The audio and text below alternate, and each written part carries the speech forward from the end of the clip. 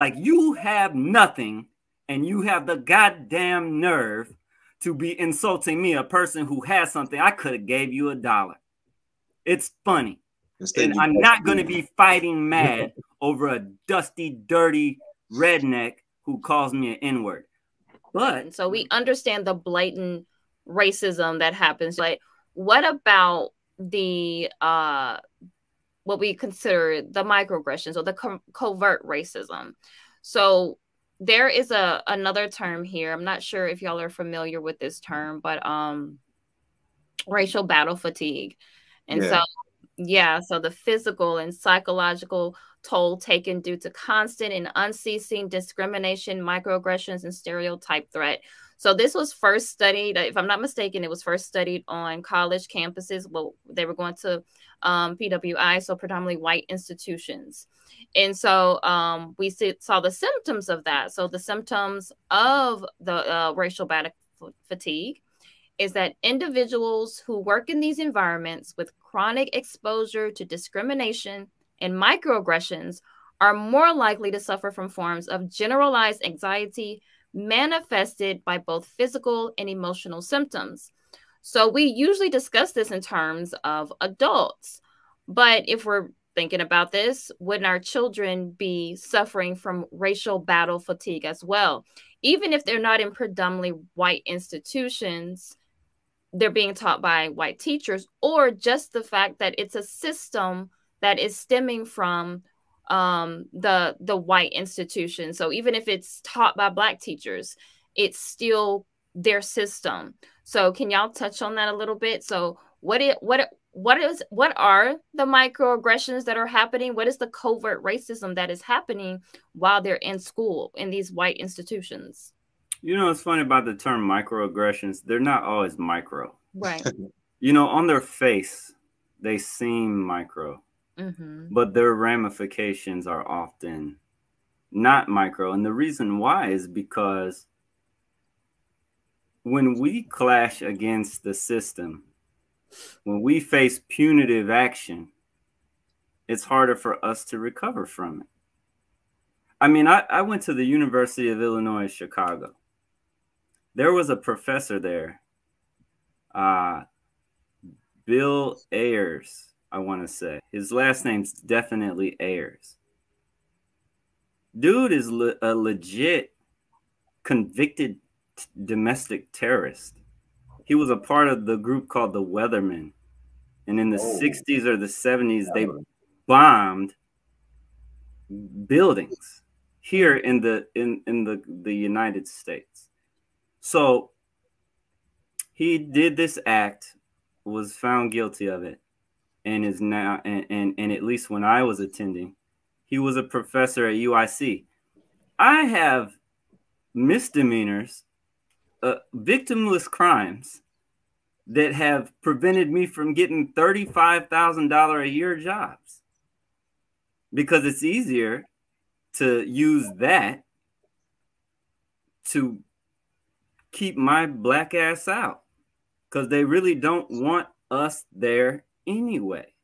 So I say that to say this: a microaggression in the form of giving your sixth grader a detention or a suspension, right? That suspension for your Black sixth grader may be grounds for expulsion, whereas the blonde-haired, blue-eyed boy can get suspended 6-7 times, or do the same infraction, not get suspended, you know, so on and so forth. Microaggressions and on their face, again, aren't the issue. It's what they belie, what they are symptoms of. So if you have a manager, who I like to call these people managers, principals, police, judges, these are gatekeepers. You got a gatekeeper making microaggressions at the gate. This person is showing you that they're discriminatory in their heart. So when we come through the gate, there's a good chance we're not going to get justice. We're not going to get a fair outcome. And we know that because you be microaggressing all the damn time, showing us. It's like tipping your hand, you know? Like, I don't, and that's what people need to understand. There's a racism and power.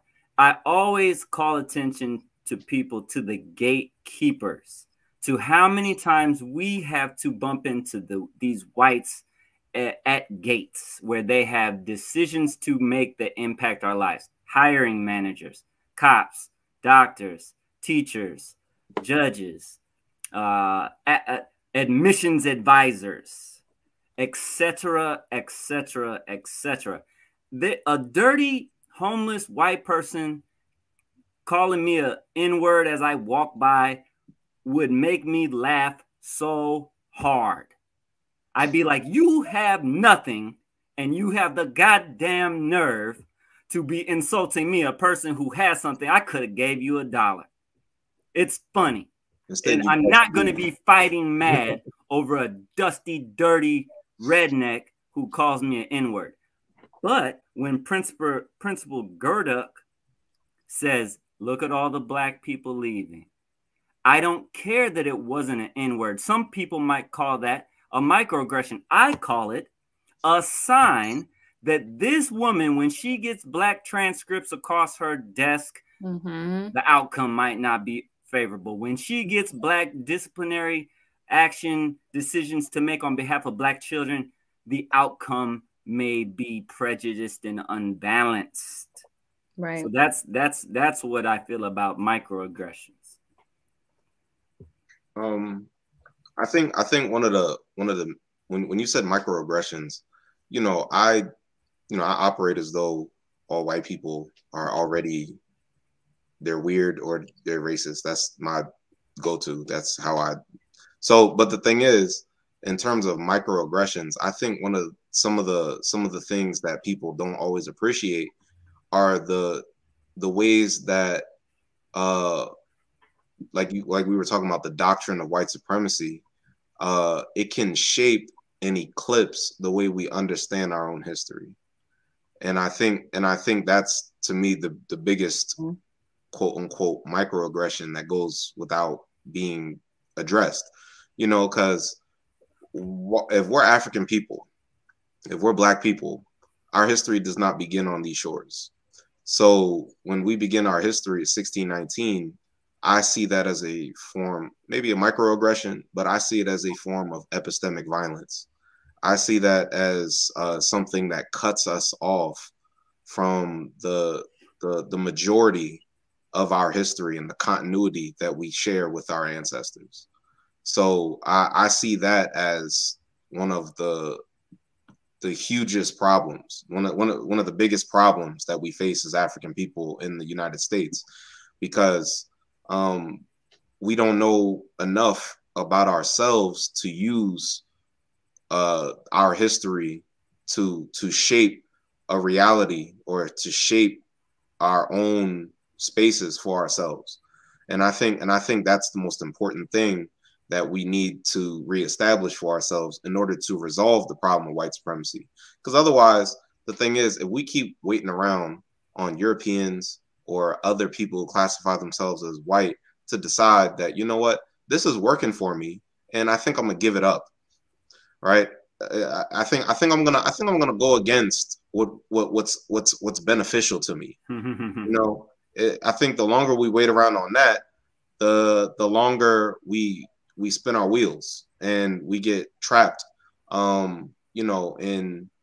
in contradictions. We don't understand how we can resolve for ourselves our own issues, and we keep going to the people who have put us in this situation and continue to perpetuate our oppression and marginalization.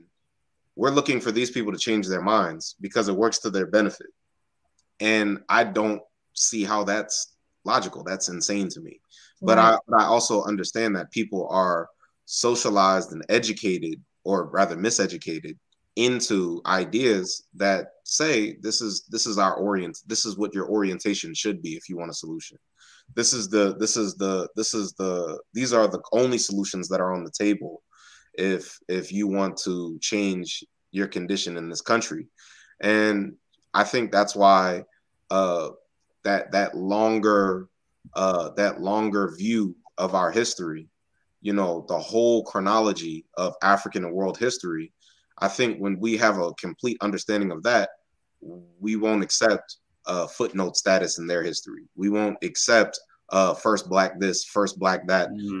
We won't accept when they say, oh, well, he's the good one and he's the bad one. We'll say, well, we know where these people fit within our own societies. You know, we don't need you to qualify who's good for us and who's bad for us. We can do that for ourselves.